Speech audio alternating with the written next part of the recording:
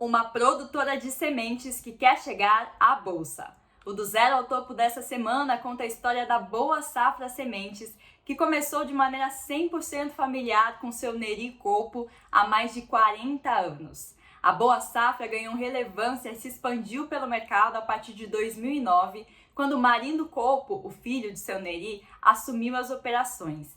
Desde então, a empresa passou de um faturamento de algumas dezenas de milhões de reais para um faturamento de quase 600 milhões de reais e virou líder na produção de sementes de soja no Brasil. Como ele fez tudo isso é o que a gente vai conferir hoje no episódio de número 79 do podcast Do Zero ao Topo e o primeiro gravado 100% em vídeo.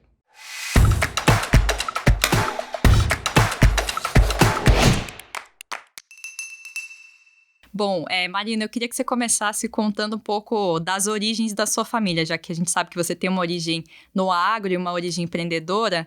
O seu avô, ele veio para o Brasil, ele não era do Brasil, é isso? E já veio para trabalhar com agro? Conta um pouco dessa história pra gente. O meu avô, né, ele tinha o mesmo nome que eu, né, Marindo Copo, avô paterno, e ele veio, né, da Itália, ainda criança, na época da guerra, em 1945, e ele foi para o Rio Grande do Sul, e lá ele chegou na cidade de Marcelino Ramos, era uma cidade muito pequena, né, e ele teve 8 filhos. Né, meu pai era o caçula, né, o último filho, e eles tiveram assim, uma vida simples, né, meu avô era um pequeno produtor rural, então ele plantava aí milho, feijão e criava porcos, né, suínos. E assim, a história, né, meu pai, ele teve uma infância boa, mas assim, sempre de muito trabalho e poucos recursos, né? E meu avô tinha a teoria que os filhos ajudavam ele, então cada filho ajudava em alguma coisa. Então tinha um filho, o irmão mais velho, meu pai me contava que ele dirigiu caminhão e vinha até para São Paulo vender feijão, né? O outro trabalhava com milho e o meu pai trabalhava com suínos, né? Com os porcos. E ele, né, me contava aí várias histórias, falava assim, ó, o porco, quando você trabalha com suíno, você tem que acordar cedo, porque se você carregar ele pro abatedouro, né, durante o sol, ele perde peso. Então era tudo feito 4, 5, 6 da manhã. E ele dirigia o caminhão, tocava os porcos, então era um... E eles vendiam para um frigorífico em Concórdia, né, que depois virou Sadia.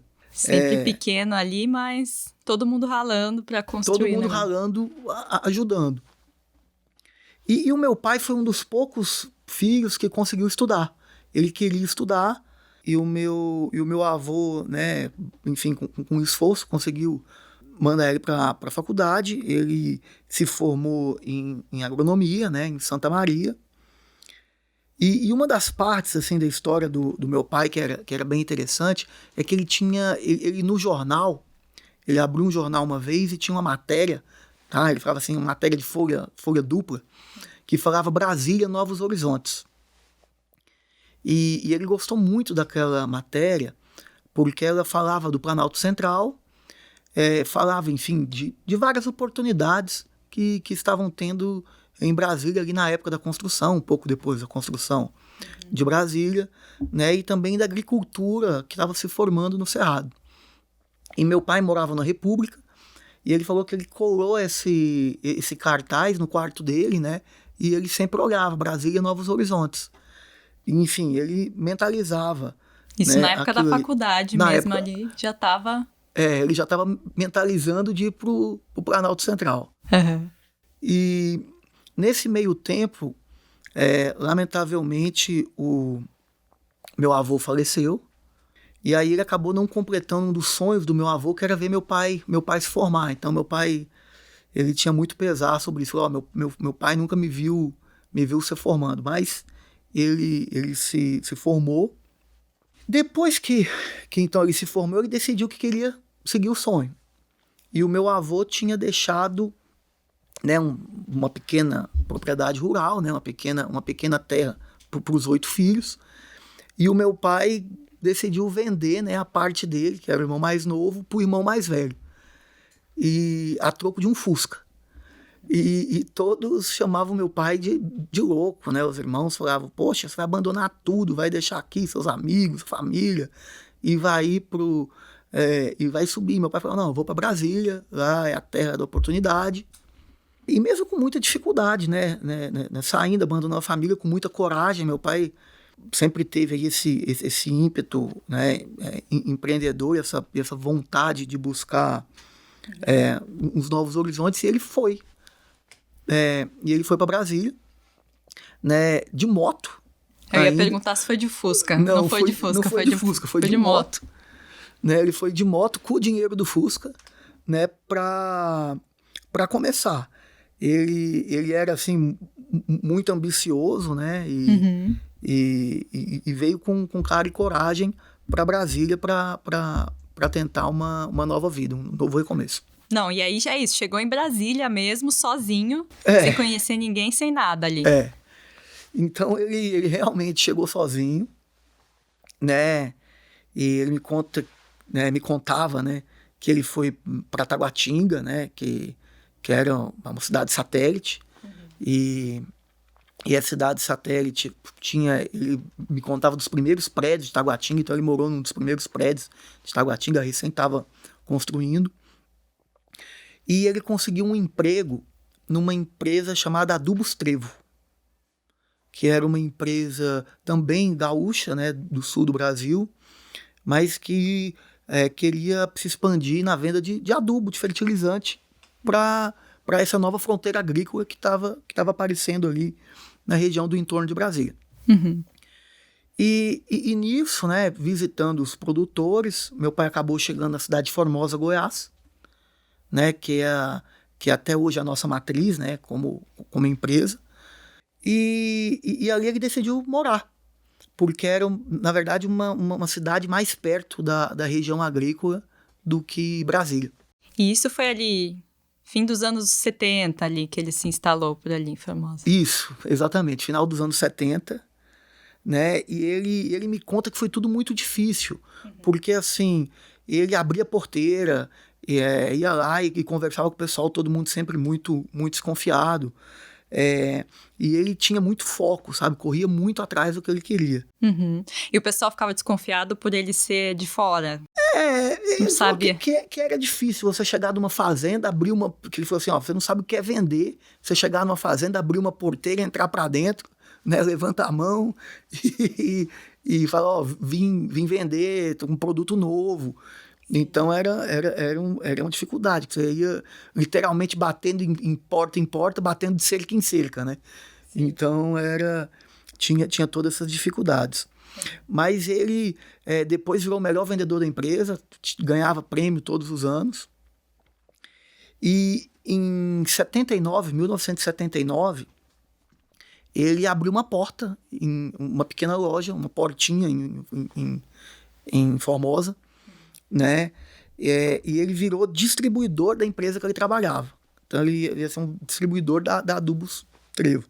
E nisso, o negócio expandiu, porque ele começou a contratar vendedores, né, para venderem para ele.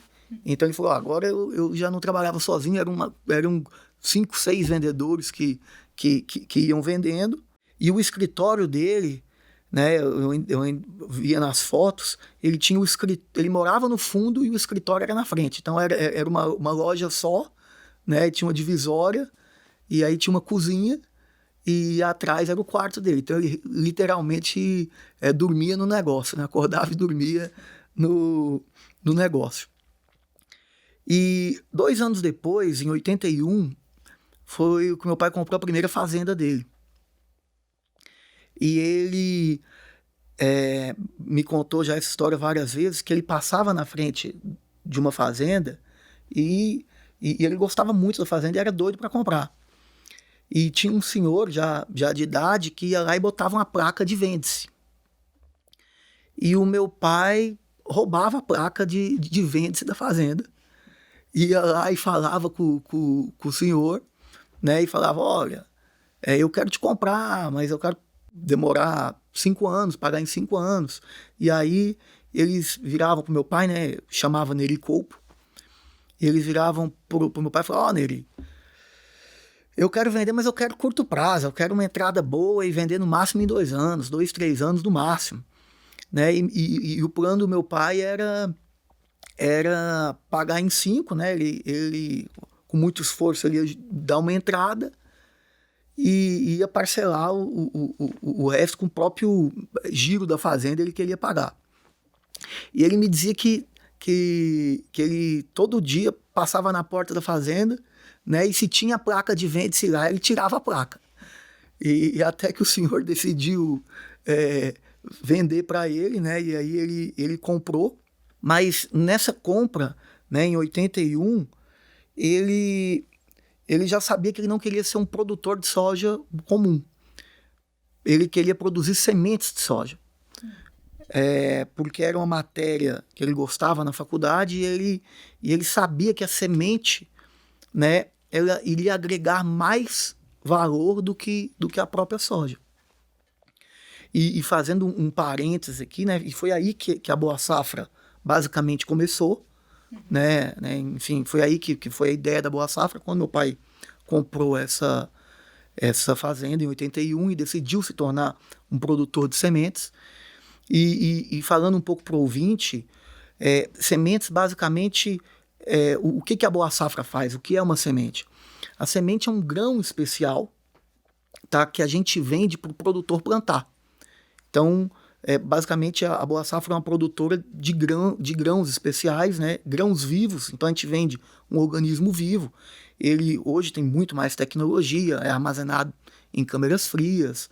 Mas, basicamente, é isso. É você vender um grão para um produtor rural e que esse grão seja vivo e tenha a capacidade de nascer. Né? E nascer, não só nascer com vigor, com potência, com força. Então, na cadeia agrícola, a Boa Safra está ali bem no comecinho, né? Sim. Então, a gente quem vende a semente para o produtor plantar. E quer dizer, lá na década de 80, seu pai já tinha essa visão. Você não era nem nascido na época, ou era? Não, nem nascido. Eu sou de 83, né? E meu pai já tinha essa visão de ser um produtor rural, mas um produtor rural especializado em produzir sementes. E como é que era na época? Essas sementes eram produzidas direto na fazenda? Como é que era esse processo, né? Porque hoje a gente sabe que vocês adquirem patentes, marcas, enfim, mas como é que era isso na época? Na época nem tinha essas patentes, você... essas leis de proteção às cultivares, elas nem existiam, né? Anos depois que veio a Embrapa com alguns materiais. Mas na época não, você realmente plantava, multiplicava aquele grão ali com mais qualidade, né? Armazenava ele da melhor forma possível, né? Porque para o grão ficar vivo, né? Porque querendo ou não, o grão ele tem que durar de uma safra para outra. Você colhe ele, né, geralmente fevereiro, março, abril, e ele tem que durar até setembro, outubro, novembro, dezembro, que é a outra época de plantio. Então ele tem aí esses 6 a 8 meses que você tem que armazenar o grão, né? Hoje com tecnologia, em câmera fria, tudo, mas na época era num armazém comum mesmo. Mas era isso. Então ele produzia na fazenda dele e fazia, né, a semente, né, selecionava os grãos para fazer semente e vendia para os produtores, na época muito mais localmente, tá? Assim, era bem regional o negócio. Sim. E você, quer dizer, Marino, nasceu em 83, né? Isso. 1983. O que você lembra da sua infância, de fazenda, Você trabalhava desde pequeno com seu pai? Como é que era essa vida aí de empreendedor, enfim, no campo? Bom, era isso, tá? Meu pai, ele já tinha um escritório na cidade, né? Esse escritório, ele continuou. E meu pai, desde cedo, queria que eu trabalhasse. Meu pai, ele teve comigo uma criação semelhante ao que o avô, né, teve com ele. Então, ele era muito rígido, ele sempre queria que eu trabalhasse. Uhum. E ele me levava muito para a empresa, né? Eu lembro que na época tinha um balcão e a gente vendia ali, além de semente, o descarte da semente, né? Que era farelo, vendia muito para pecuarista, para o pessoal criar gado. E meu pai me pagava uma comissão, tipo, R$ 5 por dia para mim ficar lá no balcão vendendo. E isso você, o quê? Uns 10 anos? Ou... 10, 11, 12, nessa idade. Então, mas para mim era um dinheirinho, né? Eu ficava super feliz. Eu lembro que que eu juntava 2 dias de trabalho e podia comer sanduíche, né? E era muito bom. E você lembra nessa época, pensar, quando eu crescer eu quero ser igual ao meu pai, eu quero ter minha fazenda? O que você tinha de sonhos e metas? Eu sempre tive um sonho de ser empresário. E assim, eu me lembro muito do meu pai. E no começo eu não gostava tanto daquele negócio de ganhava o dinheiro, mas eu não gostava tanto de ir para a empresa. Meu pai insistia muito, assim. Eu via às vezes meus amigos ir pro clube, né? Esse negócio de cidade do interior, né? Tem esse negócio de ir pro clube, tá? E meu pai queria que eu fosse para a empresa. E ele virava para mim e falava, ó, não reclama não, que quando eu tinha a sua idade eu mexia com porco. Era muito pior, né? Então eu tinha que acordar cedo e mexer com porco. Então, com ele, na verdade, não tinha mimimi. E eu lembro muito de uma frase que meu pai me colocava, que era assim, eu jovem, tinha um videogame, na época um Mega Drive, e eu queria ficar lá, queria jogar, e ele falava, ó, enquanto você tá aí jogando, enquanto você tá assistindo televisão, tem um filho de um concorrente seu estudando. E eu sempre carreguei essa ideia comigo, assim, de não perder muito tempo, sabe? De estar sempre trabalhando, estar sempre estudando. Então, essas frases do meu pai sempre me marcaram muito. E até tem uma passagem, né, que assim, de uns amigos brincando lá em casa, a gente brincando de apostar corrida, e eu sempre tive amigos um pouco mais velhos, eu nunca ganhava corrida. E teve uma vez que eles me deixaram ganhar, né? E eu tava felizão e meu pai tinha visto eles me deixando ganhar. E aí ele chamou meus amigos e brigou com todos eles e falou, ó, você nunca deixa ele ganhar, porque ele tem que ganhar só por mérito. Porque na vida tem que aprender a perder. E os meus amigos sempre me contam essa história aí do meu pai. E com a sua irmã era a mesma coisa? Sua irmã também... Você lembra? Ela é mais nova que você, isso? Ela também tinha um sonho de empreender? Você lembra? Seu pai também fazia ela trabalhar na empresa? Como é que era? A mesma coisa, assim. Meu pai era muito rígido, ele com ele não tinha mimimi, não. Ele sempre empurrou, assim, muito os 2 filhos e deu muita responsabilidade pra gente trabalhar, né? A minha irmã, quando ela se formou, o meu pai pegou uma fazenda e falou assim, ó, e deu para ela administrar e falou, não quero nem ir lá mais, você vai tocar tudo. Então ele sempre jogou muita responsabilidade, né? E isso foi muito bom pra gente. Com 17 anos eu passei no vestibular, e aí passando no vestibular em Brasília, né? Como eu falei, a gente morava em Formosa, que é uma cidade aí a 100 quilômetros de Brasília. Só que eu passei numa faculdade particular, uma faculdade boa, mas eu queria mesmo era ir para a Federal. E aí eu lembro de eu chegando pro meu pai falando, pai, olha, passei no vestibular, passei em Brasília, né? Eu já tinha a ideia de que eu ia acabar me mudando para Brasília para fazer a faculdade, mas eu tô achando que eu vou fazer um cursinho em Brasília mesmo, para ter um cursinho mais forte, né? Um ensino mais forte para passar numa faculdade federal. E aí meu pai, eu lembro que ele olhou para mim e falou, não, você vai estudar nessa, você vai fazer o seguinte, você vai estudar à noite e você abre um negócio para você que a melhor faculdade é ser empresário. E assim foi feito. Então, com 17 anos, eu fui para a faculdade, abri meu negócio, né? Meu primeiro negócio. Uhum. E o que era esse negócio, né? Ele era uma corretora, mas não uma corretora igual o pessoal está acostumado, corretora do mercado financeiro. Mas era uma corretora de grãos, tá? Era como se fosse um escritório de compra e venda de grãos. Era parecido um pouco com o negócio do meu pai, mas era em outra região, né? Tava ali expandindo. Então, mas um negócio pequeno, né? Eu cheguei a ter três colaboradores, né? Era eu e mais 3 pessoas. E o negócio foi bem. Até que na faculdade, quando eu estava me formando, eu fiz uma monografia sobre operações de hedge no mercado de soja, de commodities, né? Era essa a monografia. E o hedge basicamente, né, para o ouvinte, é como se fosse uma operação de trava, tá? Seria uma trava de soja usando um contrato na bolsa, né? E na época eram contratos que só tinha esse tipo de operação em Chicago. E isso foi bem numa época que uma empresa americana, né, essa sim, uma corretora da Bolsa de Chicago, estava se instalando no Brasil. E eu mandei a minha monografia para eles, né, e eles adoraram a monografia e me ofereceram um emprego, né, um programa de trainee na corretora em Chicago, na Bolsa. E aí eu acabei que vendi o meu negócio, né? Enfim, conversei com meu pai, com a família, vou trabalhar em Chicago, vou ficar um tempo lá trabalhando, vou aprender sobre o mercado financeiro. E seu pai apoiou a ideia de vocês? Demais, né? Assim, mesmo na época a gente já tendo um negócio um pouco maior, já de médio porte, mas é uma oportunidade que não é fácil, né, de você conseguir. Para mim, que era um jovem do interior, tinha estudado em Brasília, enfim, mas é uma bela oportunidade de você aprender.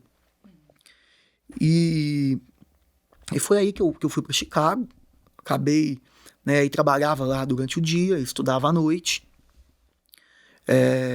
Eu fiz vários cursos em universidades, né, consegui fazer até curso em Harvard. Então, assim, e fui montando, né, vários cursos sobre o mercado financeiro, porque eu queria entender um pouco mais o mercado financeiro. Na época, não era bem mercado financeiro de bolsa de valores, era mais focado no meu objetivo, que era trava de commodities agrícolas. Uhum. E nos Estados Unidos eu fiquei por 2 anos, tá? Quase 2 anos. Eu fui em 2007, voltei no final de 2008. E eu lembro que na época eu tinha conseguido um emprego na Bolsa de Londres, né, chamava London Metal Exchange. Então eu tinha saído do trainee, consegui um emprego. Mas o meu caminho estava indo muito para o mercado financeiro. E aí, numa dessas conversas com meu pai, que eu contei para ele, né, ele me incentivou muito a voltar para casa, né, falou, poxa, sonha que sempre voltasse para casa e para trabalhar comigo, vamos trabalhar aqui no negócio de sementes, né? A gente, na época, o nome da marca de sementes era Boa Safra, mas como eu te disse, ainda era muito na pessoa física como produtor rural. Mas então vamos trabalhar no negócio de sementes e vamos trabalhar comigo, tem muita oportunidade no Brasil. E eu voltei muito feliz, assim, porque o meu sonho sempre foi estudar lá fora e voltar, né? Tive a oportunidade, o sonho sempre foi voltar, e eu sempre achei que tem muitas oportunidades no Brasil, né? É um país que ainda tem muito para ser feito, e então eu voltei, né, bem animado.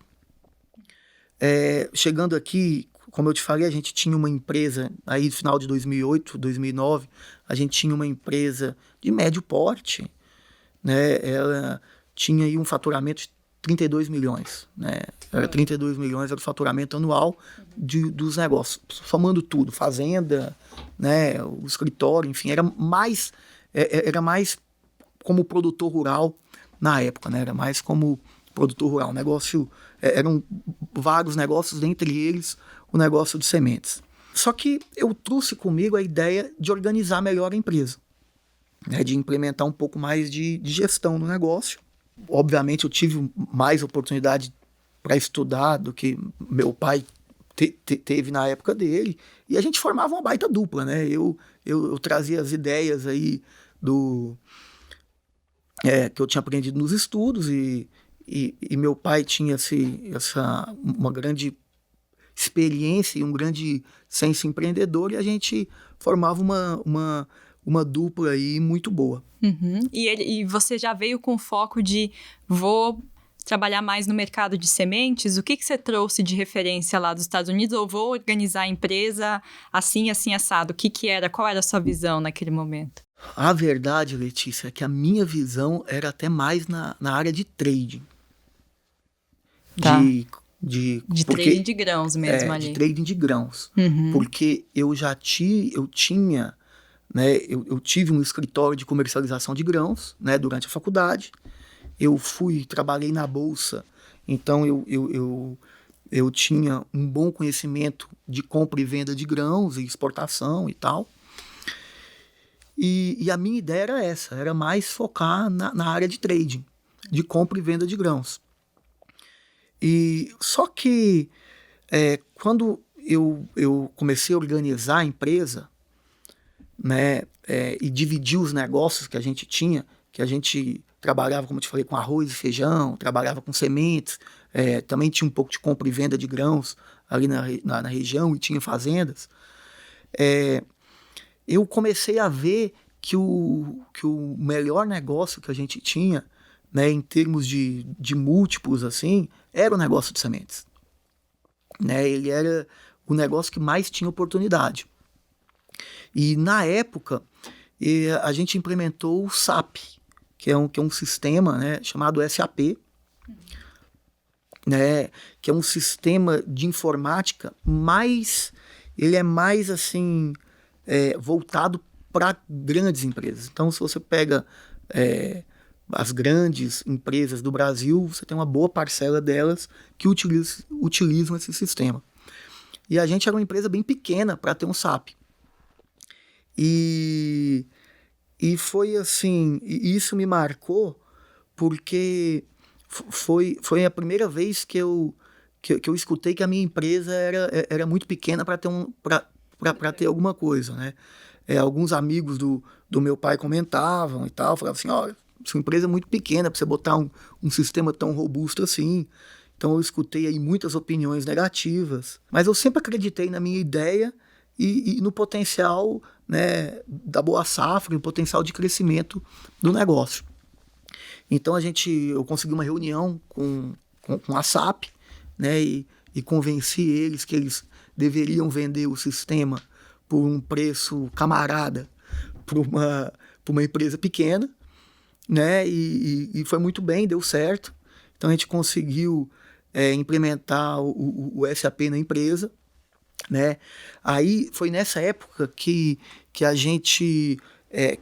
a Boa Safra ela passou a existir como empresa, né? Porque até então ela era uma marca, né? Era uma marca vendida por um produtor rural.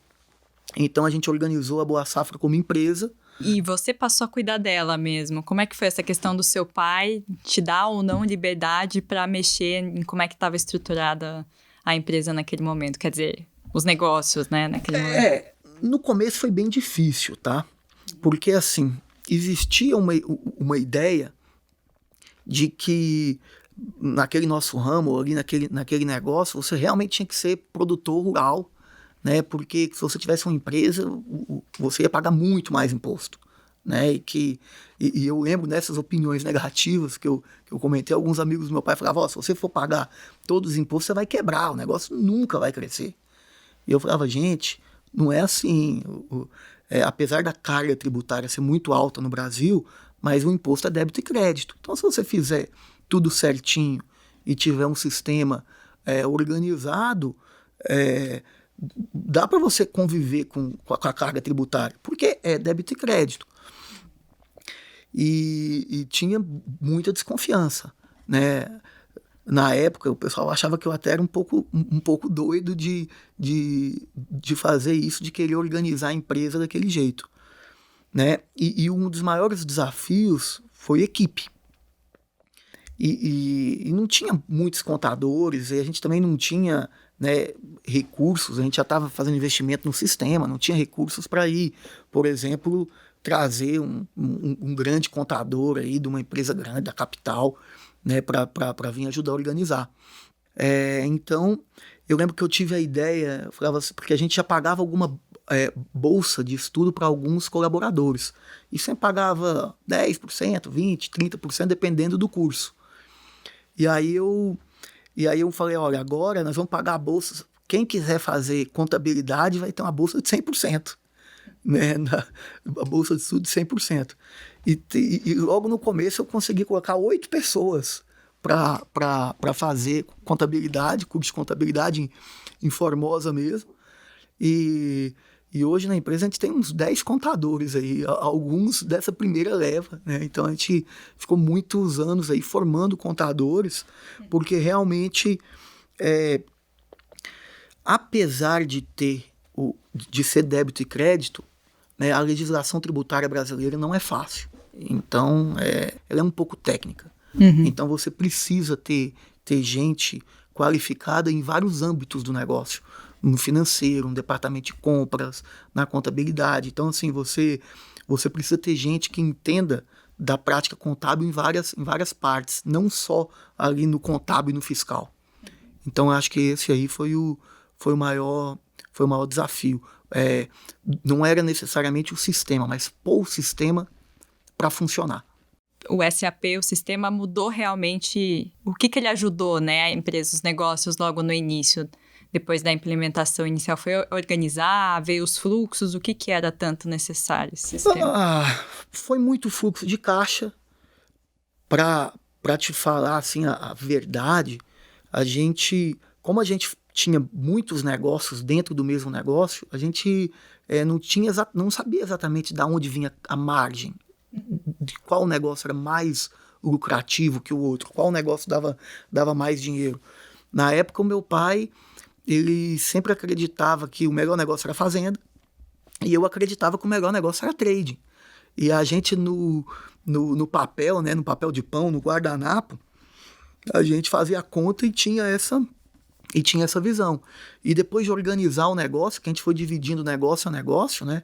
Então, que a gente foi dividindo a compra e venda de grãos, que era trading, a fazenda, os produtos do supermercado, que é arroz e feijão, a venda de arroz e feijão, e a semente, é que aí a gente viu, via sistema, né, contabilmente, qual que era o melhor negócio nosso, e que era a semente, né, originalmente aí um primeiro negócio, né, do meu pai, que era o melhor negócio e que tinha maior potencial de crescimento. Então o foco, ele em semente, apesar de estar no DNA da família, foi uma decisão também técnica, né, baseada em números.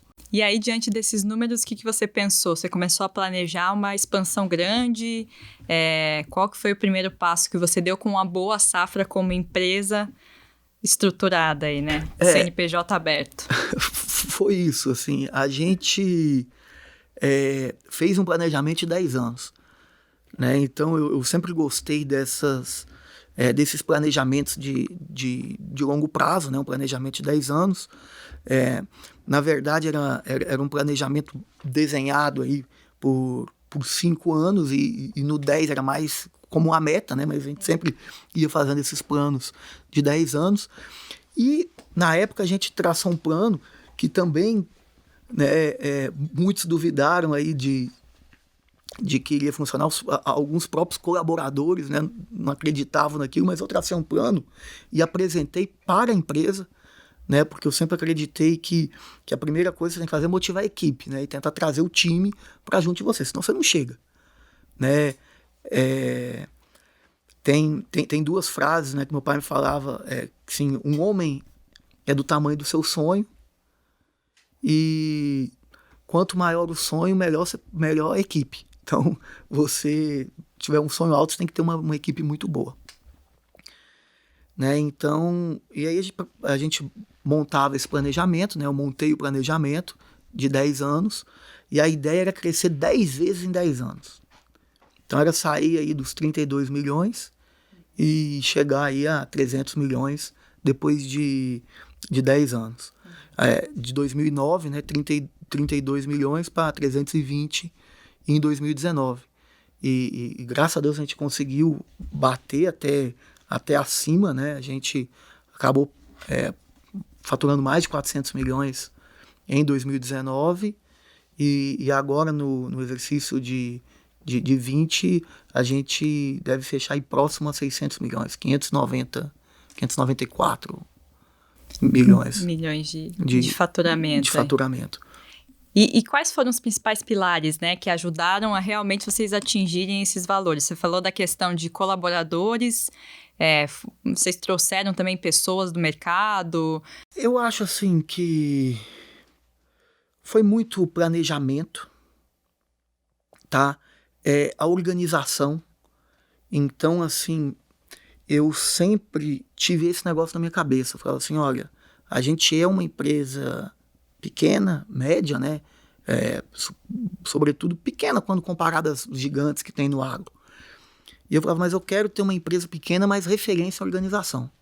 E então a gente tinha, né, o sistema que praticamente ninguém tinha, e até hoje são pouquíssimas empresas que conseguem implementar.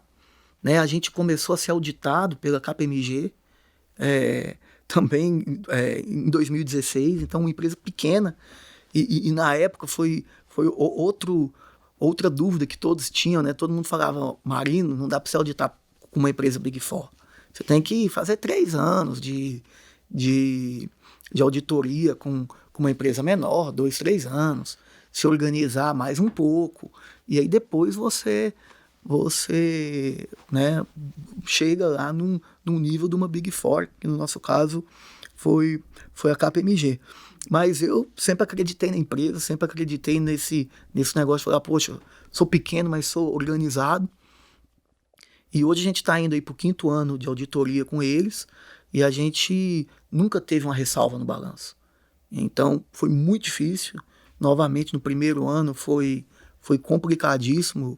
Era para a gente, enfim, auditar em 2 meses. A gente demorou 5 meses, mais ou menos, para auditar a primeira vez. Uhum. Né? Mas depois que você faz a primeira vez, tudo, né, nos negócios se torna mais fácil. A equipe começa a ter um pouco mais de experiência e confiança e as coisas vão ficando mais simples, né?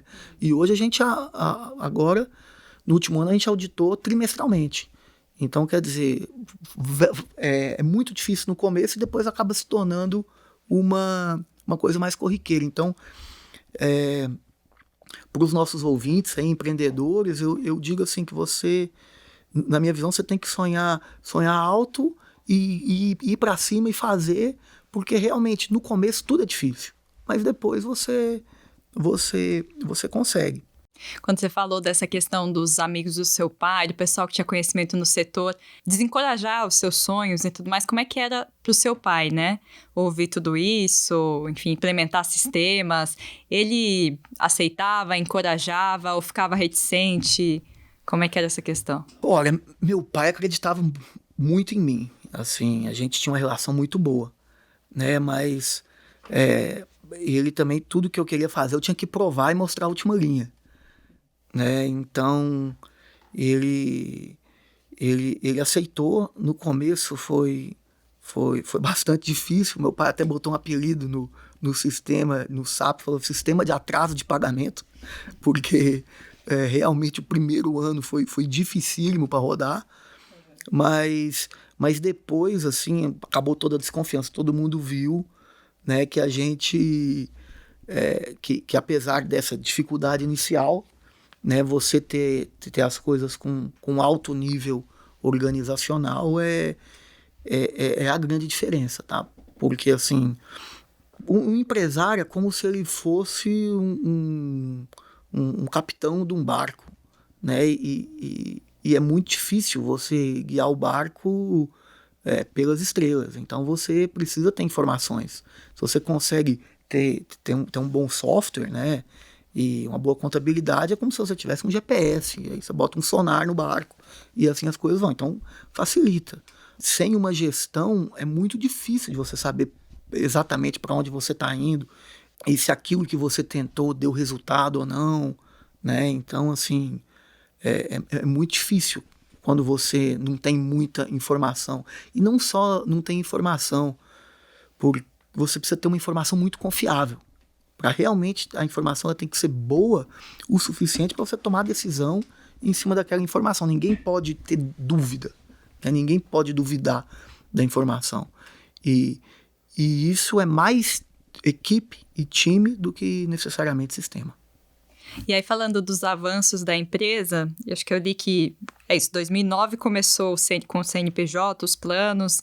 2013 vocês começaram a armazenar sementes de soja em câmeras frias, que é um processo que você explicou um pouquinho, contou um pouquinho, que é essa questão, né? Semente você tem que armazenar de um período até o outro. No começo, seu pai fazia em armazéns normais. Vocês trouxeram essa tecnologia. Primeiro, queria entender de onde vinham essas tecnologias que você implementava, né? Eram coisas que você pesquisava lá fora, via no mercado americano e trazia para cá. E depois, como é que foi essa implementação, hein? Assim, a câmera fria, a Boa Safra foi a primeira empresa do Brasil a ter câmera fria para semente de soja. Na época já existiam algumas câmeras frias para semente de milho, mas para semente de soja ninguém nunca tinha feito. E a gente identificou que à medida que o produtor estava se capitalizando, ganhando dinheiro mais no agronegócio, né, isso foi em 2013, né, na época, se você olhar, o agronegócio no Brasil vem crescendo há muito tempo, mas nos últimos anos ele meio que ganhou uma proporção maior. Então, quando a gente identificou isso, a gente decidiu construir a primeira câmera fria. Por quê? Porque, como eu falei, a semente é um organismo vivo, então você precisa vender ela viva para o agricultor. Cada semente que a Boa Safra vende, cada lote, ele tem um laudo de laboratório que diz ali, é um número percentual, tá? A gente vende sementes acima de 90% de germinação. Tá? Então, por exemplo, se eu te vendo uma semente lá com 96,2, você sabe que 96,2 de todos aqueles grãos do saco irão nascer. Né? E essa alta germinação, esse alto índice de grãos vivos dentro do saco de semente, a gente só conseguiu com a câmera fria. E foi um imenso sucesso, porque assim, quando a gente lançou a câmera fria, a gente elevou a régua de qualidade do segmento de semente de soja para um novo patamar. E como a gente foi pioneiro nessa ideia, muitos produtores quiseram experimentar. A gente montou um marketing bem legal, que era um marketing de um pinguim. Então a gente tinha um bonequinho de um pinguim e falava sementes de câmera fria Boa Safra. Então foi nessa época que a marca tracionou muito, ela pegou um impulso. Por quê? Porque no fim do dia, Letícia, o produtor rural, ele quer uma semente que quanto mais ela for viva, mais ela nascer, melhor. Porque a lavoura dele é por hectare, mas no fim do dia é por metro quadrado. Então se você coloca uma semente que nasce ali num metro quadrado, num hectare, que nasce 80%, e você põe uma outra semente que nasce 95%, essa que nasceu 95% dos grãos, ela vai produzir mais do que a que nasceu 80%. Né? Muito atrelada à germinação e o vigor. Então, você tem esse ganho de produtividade. E com esse ganho de produtividade por parte do produtor, a demanda explodiu. Né? E aí a empresa, que já vinha numa trajetória boa de crescimento, né, dentro daquele projeto de crescer 10 vezes em 10 anos, ela continuou crescendo muito rápido, tá? Então, para você ter ideia, a gente tem uma média de crescimento de 40% ao ano. E depois assim que a gente começou a oferecer essa semente de altíssima qualidade, a gente não pôde mais, né, ficar sem as câmeras frias. E aí a empresa virou um verdadeiro canteiro de obras, tá? Porque a gente veio construindo câmera fria atrás de câmera fria, tá? A gente teve a primeira em 2013 e agora em 2020, nós já temos 17 câmeras frias, né, distribuídas em 3 fábricas, tá? 3 unidades fabris. Para você ter uma ideia de tamanho, hoje a gente tem, com essas novas que estão em obra para entregar agora esse ano, a gente vai para 50 mil metros quadrados de câmera fria, né, que dão aí 7 campos de futebol, campos profissionais, né, do tamanho do Maracanã. Então, assim, realmente a empresa veio crescendo muito nessa quantidade e nessa oferta de câmera fria e de sementes no mercado. E essa demanda que a gente tem gerado e essa tração toda pela marca, ela tem sido tão forte que a gente nem consegue acompanhar. Assim, hoje, a verdade é que, assim, para 2000, no ano passado a gente fez 2,5 milhões de sacos, esse ano a gente continua investindo, deve vender aí 3 milhões de sacos, essa é a meta, né? 3 milhões de sacos de semente de soja para o mercado, mas a demanda é tão grande que se a gente tivesse 4 milhões, a gente tem uma confiança que conseguiria vender. Tem muitos clientes que querem comprar mais semente da gente e a gente acaba até limitando o pedido. Então, quando é um cliente que quer comprar um volume muito grande, a gente limita para poder ter para os outros, porque a gente prefere também pulverizar. Sim. Então, é uma demanda aí que está muito, muito pujante, muito crescente, pura semente de qualidade no Brasil. E o principal fator desse grande impulso foram as câmeras frias. Teve mais algum processo nesse meio tempo que alavancou bastante? Sim. A gente sempre foi uma empresa de grande qualidade, tá? Então a gente tem um processo muito bem desenhado. Hoje a gente tem um padrão de processamento de semente que a gente trabalha no campo e também na fábrica. Então, te falando assim sobre a fábrica, a gente tem mapeado cada máquina, cada equipamento que tem no beneficiamento, na classificação de sementes. A gente tem um processo operacional padrão desenhado para ele. No campo, porque assim, é claro que a câmera fria, ela elevou a qualidade da semente. Né? Um bom equipamento, uma boa unidade de beneficiamento, uma boa fábrica, ela faz com que você tenha um bom produto. Mas a semente ela é feita no campo. Tá? Então, se você pegar e botar uma má semente, tiver um mau trabalho de campo e botar ela dentro da câmera fria, vai preservar uma semente ruim, né, lá na frente. Então, você tem que realmente produzir no campo uma semente boa, né, para você processar essa semente, colocar essa semente dentro da câmera fria para você ter um bom produto lá na ponta. Uhum. E isso é feito no campo, então a gente tem um trabalho, tá, junto a produtores integrados, porque hoje a gente, né, já há bastante tempo, a gente não tem, né, nem de perto área suficiente para plantar toda a semente que a gente precisa. Né? Hoje a gente está chegando em 97 mil hectares, tá, de campos de soja plantados para semente. Né? Então, eu acho que o trabalho de campo é muito importante. Tá? E a gente tem um trabalho muito forte, uma equipe de campo muito atuante. Porque, na minha visão, a câmera fria foi tipo a faísca que acendeu o negócio da qualidade. Mas, na verdade, a qualidade do processo todo é que realmente foi importante. Explica para quem não está familiarizado, então, com todo o processo de que área da cadeia vocês atuam, no sentido de todo o processo aí da produção de soja, né? Então, nós estamos, né, inseridos no processamento de semente. Então, como é que é o processamento de semente, a produção de semente? A gente pega um germoplasma, tá? Que o germoplasma basicamente é um material genético, né? A gente compra, licencia esse material de grandes multinacionais, na maioria das vezes que investem bilhões em pesquisa. Né? Então a gente como Syngenta, Bunge, Syngenta, Bayer. Brasmax, BASF, Corteva. Então, a gente licencia, né, esses materiais e a gente multiplica eles em escala comercial.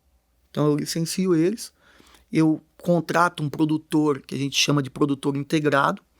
Esse produtor, ele é um produtor que está próximo à fábrica, ele necessariamente precisa estar próximo à nossa indústria de sementes, né, num raio aí de 100, 150 quilômetros.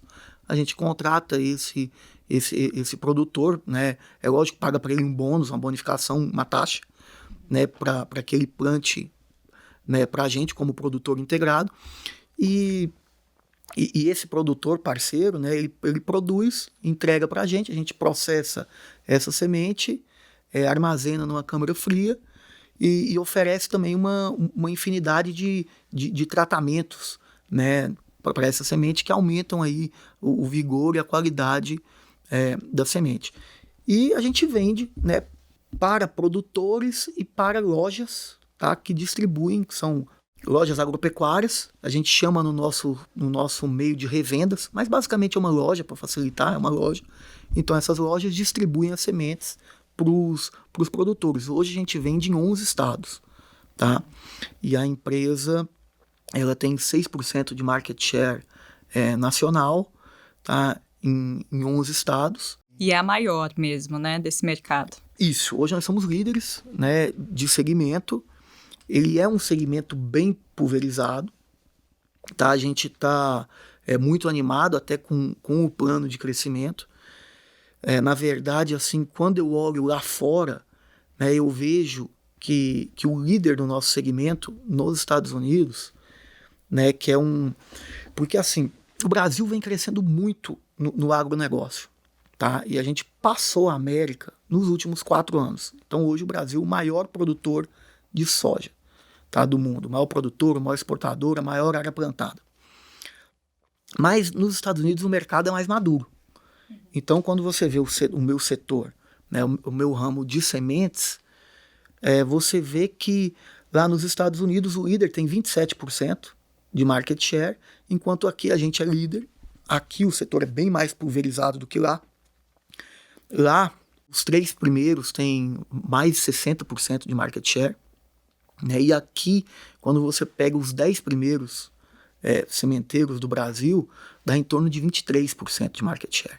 Então, os top 10 brasileiros dão menos do que o top 1 nos Estados Unidos, né? Então, assim, a gente vê que tem um potencial muito grande para consolidação e um potencial muito grande ainda para crescimento no setor.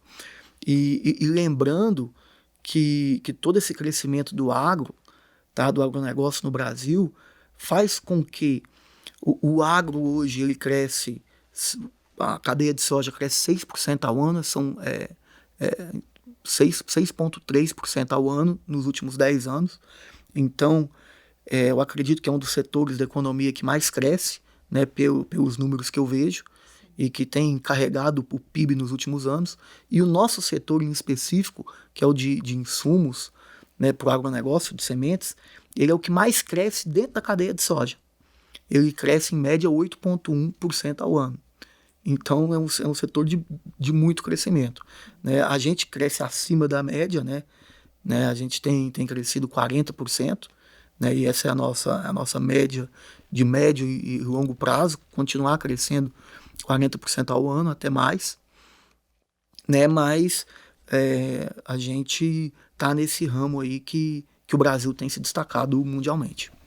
E para falar de crescimento, bom, a gente está gravando esse episódio no dia 18 de fevereiro de 2021 e vocês estão aí com prospecto, estão com tudo preparados para uma oferta de ações, né? Junto à CVM, documentos, protocolos, enfim. Mas eu queria que você contasse para a gente como é que foi que surgiu essa ideia do IPO aí, da oferta inicial de ações, quando que isso teve origem, enfim, como é que foi esse processo? Bom, a nossa empresa, né, como eu tinha te falado, a gente sempre teve essa ideia de fazendo planejamentos de longo prazo. Então, em 2018, ali, antes de fechar o projeto de 2019, eu comecei a desenhar um novo projeto para 10 anos da empresa, né, um novo planejamento de crescimento pelos próximos 10 anos da empresa. E sempre que eu apresentava o nosso negócio para clientes potenciais, eu sempre mostrava, né, a meta que a gente tinha de 10 anos, sempre mostro, né, e um pouco do planejamento que a gente tem. Porque como eu te falo, acredito que se toda a equipe, os próprios clientes, né, as próprias lojas que compram, os fornecedores sabem, né, da sua meta e do seu número, fica mais fácil de chegar. Né? Então, a gente sempre mostrava esse número. E numa dessas apresentações para uma grande empresa multinacional, enfim, gigante, né, eles gostaram muito da minha apresentação e fizeram uma proposta de adquirir 1/3 do negócio. Né? A ideia deles, né, eles me perguntaram, falaram: Marino, você sempre cresceu, né, veio nesse crescimento rápido, né, sem dinheiro, né, sempre é difícil crescer, né? Então, ainda mais quando você quer crescer muito rápido, você, né, sempre está recorrendo a bancos, enfim, não é fácil você ter um crescimento. Falando assim parece ser fácil, mas lá no interior, lá na roça, atrás do balcão, como dizem, é muito difícil, né? Então você sempre tem que estar ali, né, o capitão dinheiro, enfim, e o fluxo de caixa é bem complicado, né? E então nos procuraram, né, e falaram: bom, e com dinheiro você consegue acelerar esse processo? E obviamente que sim, né? Então, com uma captação financeira, né, a gente, a meta, o objetivo é pegar esse planejamento de 10 anos e trazer para 5. Né? Então, poxa, com dinheiro a gente consegue fazer em 5. Então, teoricamente, o que a gente ganharia seria o tempo, né?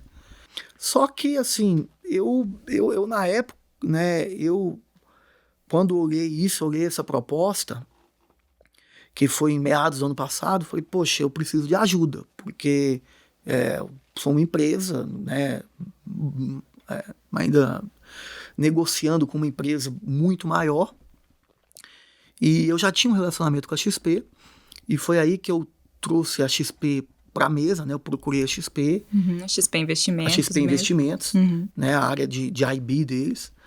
Falei: olha, eu tenho uma empresa agronegócio, assim, né? Expliquei, né? Uma empresa de sementes. Eu fui procurado por uma empresa, né, que quer fazer uma aquisição de uma participação no meu negócio, e eu gostaria da ajuda de vocês para negociar, saber, né, se eu estou fazendo bem, enfim.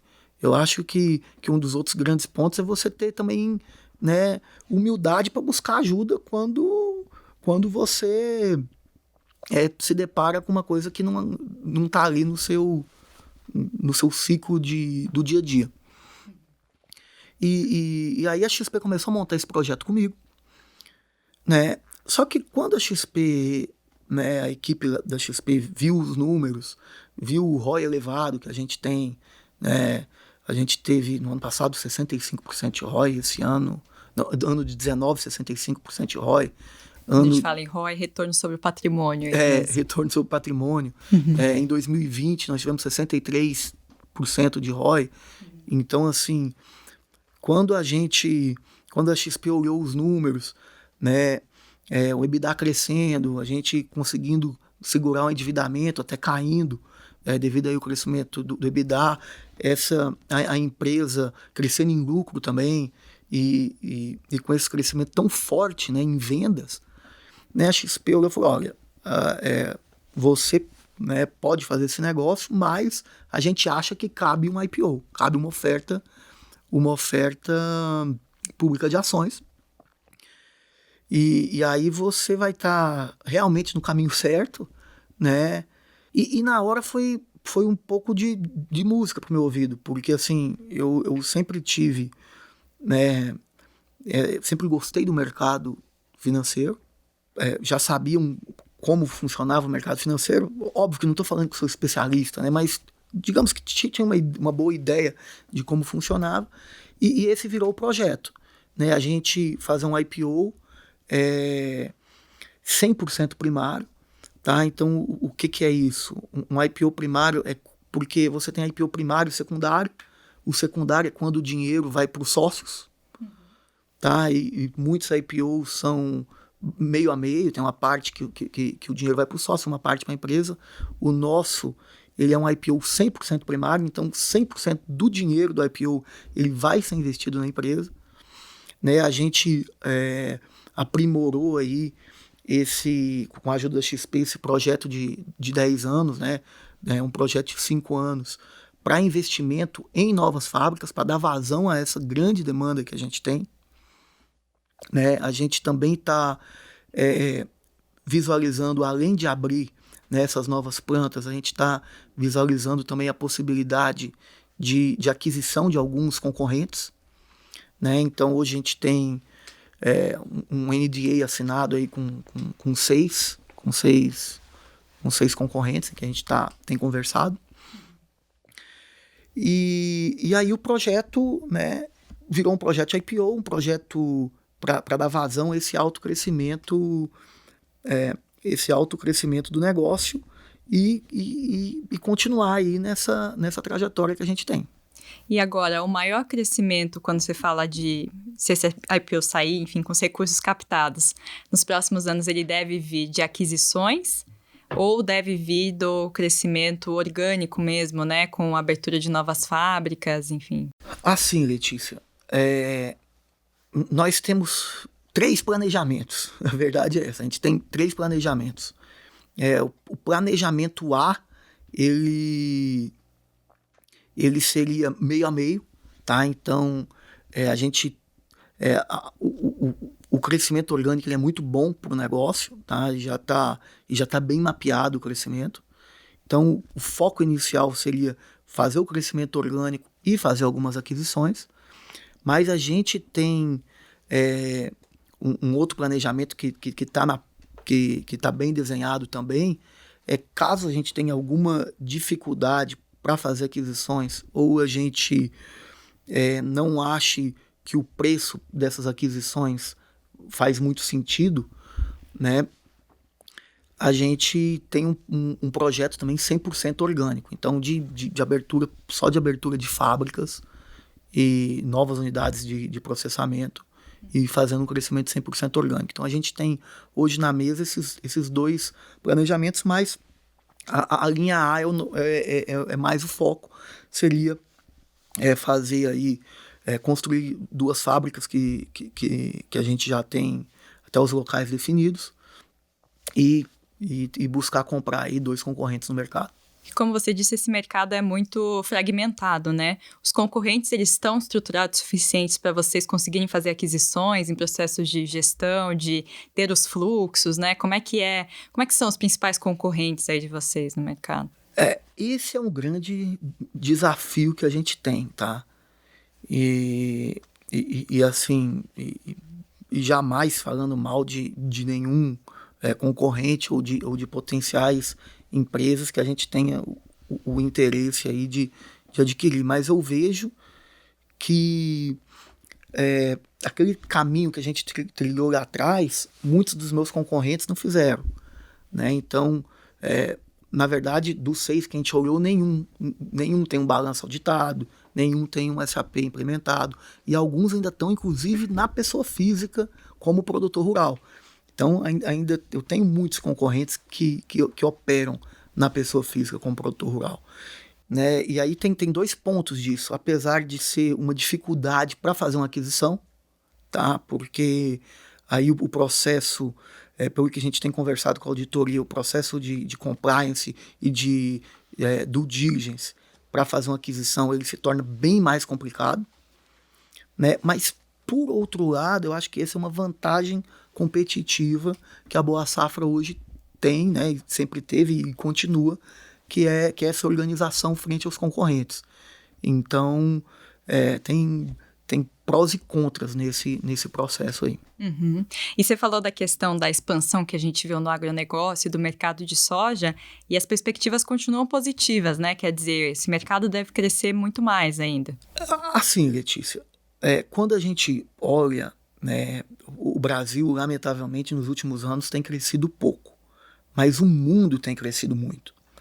Então, quando você olha a China, né, que é o país que mais tem crescido nos últimos anos, dentro da população chinesa você tem Estados Unidos, em termos de população, ainda abaixo da linha da pobreza.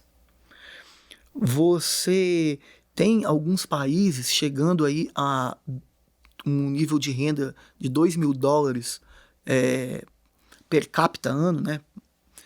Que é um nível que as pessoas começam a comer melhor no país. Então você tem a Índia, tá? Você tem Bangladesh, você tem a Indonésia, que passou um pouco de $2.000, você tem a Nigéria. Então, quando você soma, você tem quase metade da população do mundo, tá? Em um nível de crescimento aí populacional e crescimento de renda. E quando as pessoas têm mais renda, elas demandam se alimentar melhor. E essa alimentação tem feito aí o consumo, né, das commodities agrícolas, principalmente a soja, mas também o milho explodir, né, nos últimos anos. Então você tem, não sou especialista em mercado, mas já estudei sobre o assunto bastante, mas assim, você tem uma tendência, tá? Então nos últimos 30 anos o Brasil vem crescendo muito forte na produção agrícola, né? Você tem uma população mundial que vem aumentando a demanda por soja de uma maneira muito forte ao longo desses 30 anos, e as perspectivas é que essa demanda continue, né? Então, a perspectiva é muito boa pelo lado de demanda. E aí, quando você passa da demanda, quer dizer, então a demanda por comida deve continuar crescendo no mundo, né? Isso é um fato, né, que tá dado. E quando você olha os principais competidores, você vê que o Brasil está numa vantagem muito grande. Porque, assim, se você for parar para pensar no que o Brasil realmente é bom, se você olhar e falar assim, poxa, mas no que o Brasil é bom, que o Brasil é o melhor do mundo? Hoje o Brasil é o melhor do mundo no agro. Tá? A gente, apesar de ter ótimas empresas em outros setores, eu não estou aqui falando mal de nenhuma empresa, mas a gente não é a referência do mundo em software, a gente não é a referência do mundo em tecnologia, em produtos eletrônicos, né? Mas a gente é a referência do mundo em agronegócio, né? Então, eu vejo que o Brasil tem essa vantagem competitiva muito forte, tá? Se o mundo continuar demandando essa quantidade imensa de alimentos, né, esses alimentos serão produzidos no Brasil, né? Então, hoje você tem o Brasil uma característica climática de sol e chuva, então é tudo que a planta precisa para fazer fotossíntese. E então os números, né, da Conab, quando a gente analisa, mostram que a área de soja do Brasil vai continuar crescendo com muita força, a área plantada. E para plantar precisa de sementes, o que leva o nosso negócio a ser bastante demandado. Perfeito. Marina, agora eu queria tocar num ponto mais delicado da história. Na verdade, assim, a Boa Safra tem sua história pouco conhecida ainda no mercado. Mas se alguém, por exemplo, algum investidor for procurar o seu nome, Marino Colpo, no Google, e, enfim, provavelmente vai encontrar algumas notícias não tão positivas que aconteceram lá em 2011, que saíram em 2011. Na época, algumas fazendas, uma fazenda que pertencia a você, que estava no seu nome, se eu não me engano, pelo que foi veiculado na época, foi encontrado pelo Ministério Público do Trabalho, foram encontrados trabalhadores em situação considerada de escravidão, e, enfim, o Ministério Público moveu uma ação e pelo que a gente soube, e até pelo que está no prospecto do IPO de vocês, na época vocês firmaram um termo de ajuste de conduta com o Ministério Público do Trabalho, para garantir, enfim, que isso não aconteceria mais, e caso acontecesse, pagamento de multa. E segundo está no prospecto também, atualmente o Ministério Público do Trabalho está investigando uma possível quebra de alguns termos desse TAC, né, desse termo de conduta. Eu queria que você explicasse apesar de não ser da história da Boa Safra, é de uma outra empresa relacionada a que você e a sua irmã têm participação ainda, mas como está listado no prospecto, explica como é que foi essa situação para a gente, o que você pode falar sobre o assunto. Assim, na verdade isso foi uma exposição indevida do meu nome, tá? Eu tinha uma fazenda, e isso era em 2011, essa fazenda, ela estava alugada para um terceiro, então a gente alugava a fazenda, eu não operava ela, e foi uma coisa muito complicada, porque assim, você imagina que você tem um imóvel, um apartamento, e ocorre um crime dentro do seu apartamento, né? E você tem aquele apartamento alugado, então você não tem nada a ver com aquela situação. Eu, basicamente, o meu problema é que era o meu nome na escritura, mas eu não operava, não tinha nada a ver com aquilo. E assim, a mídia é um negócio que fica muito complicado, porque quando eles pegam, eles falaram, olha, a fazenda do Marino Copo, né, foi encontrado trabalhadores em situação de escravo, né, na história do apartamento, né, no apartamento do fulano, alguém morreu. Então, assim, houve um crime no apartamento. Então, assim, acabou que houve essa exposição indevida, teve uma investigação, eu nunca tive nada a ver com o fato, né? Os trabalhadores que estavam nessa fazenda nem me conheciam, então tive decisão de primeira, segunda, terceira, última instância, né? E que realmente afastaram aí qualquer culpa, assim. Mas o problema é que, e o que mais me indigna é que a mídia não se retrata. Então, na época, a mídia vinculou meu nome a esse fato, por eu ser o proprietário da terra, mas depois eles não vão lá e colocam, né? Falam assim, olha, o proprietário da fazenda não tem nada, não está relacionado aos fatos, foi considerado inocente, e ele alugava a fazenda há 3 anos, né, por antigo proprietário. Então, é um negócio assim, bem complexo. E na época que isso ocorreu, né, a gente ficou assim, chocado com as acusações.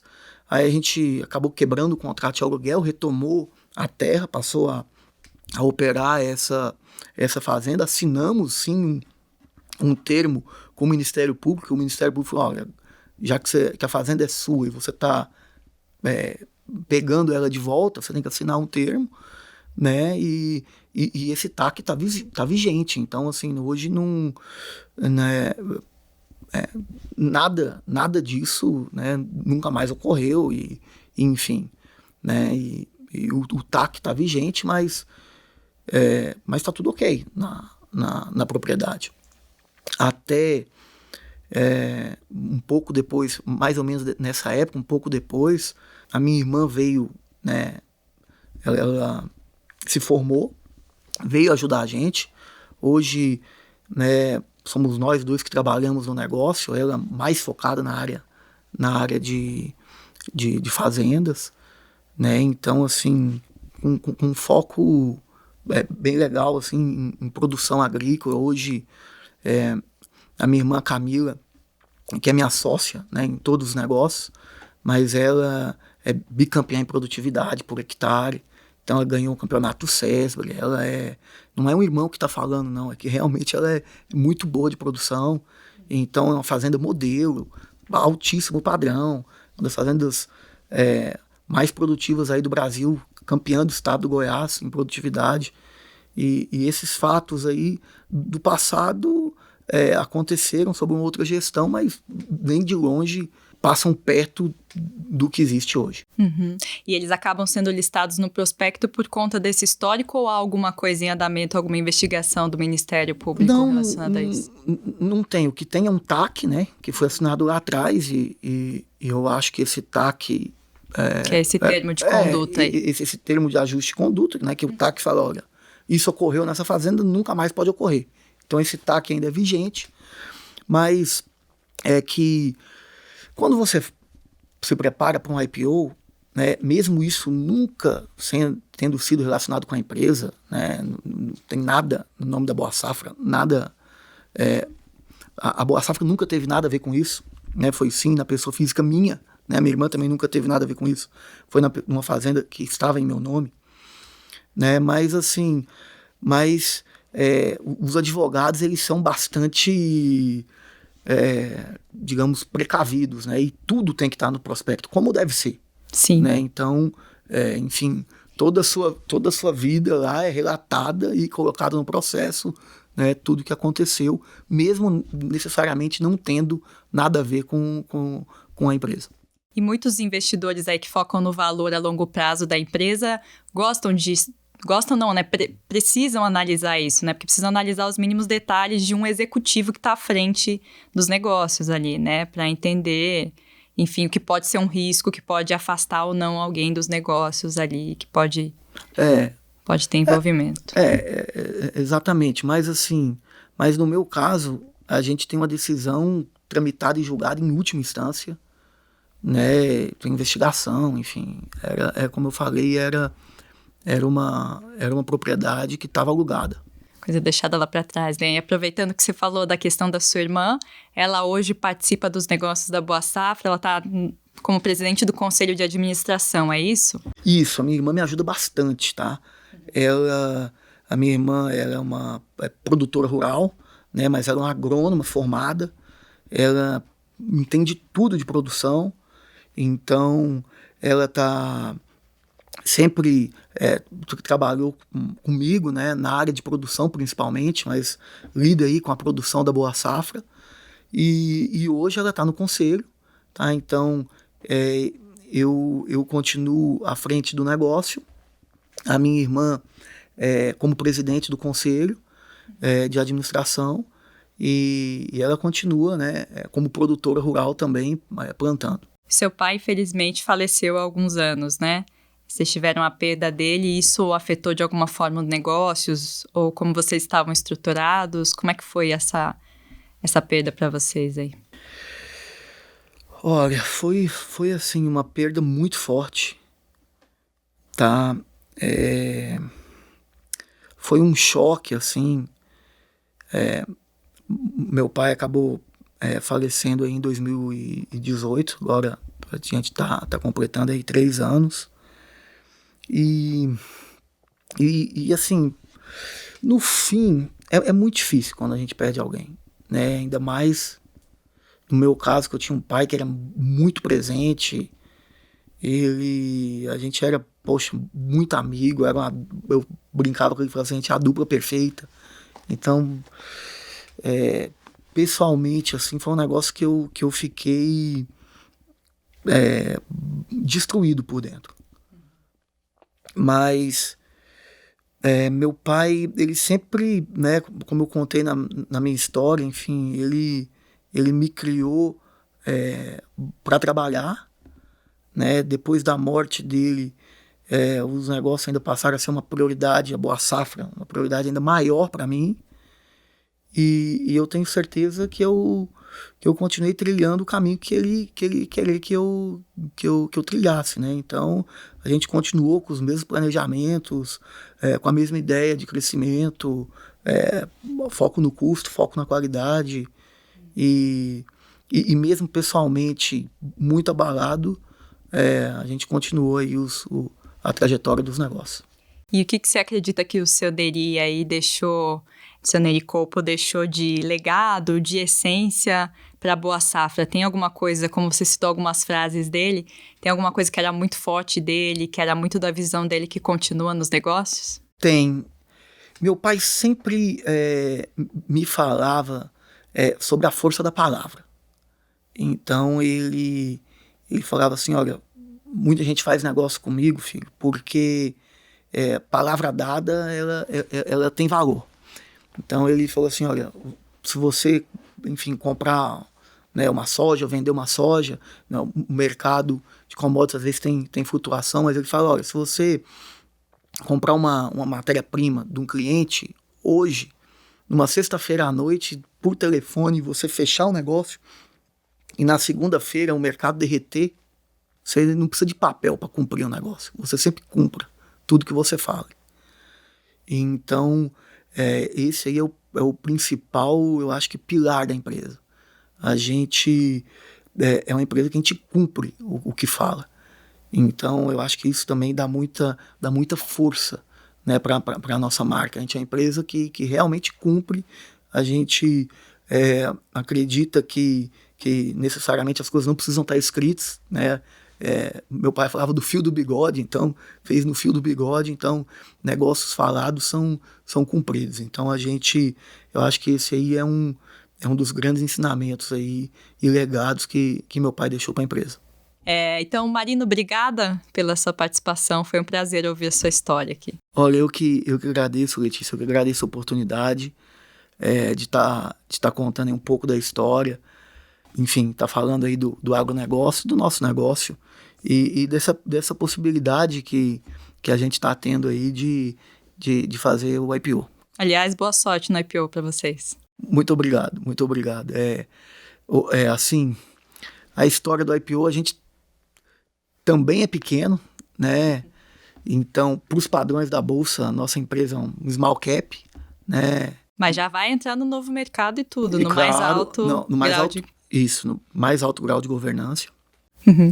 Né? Enfim, a gente tem a história de governança, mas tem algumas pessoas que falam, como eu falei na minha história, né? Muita gente duvida e fala, poxa, empresa pequena para entrar na Bolsa.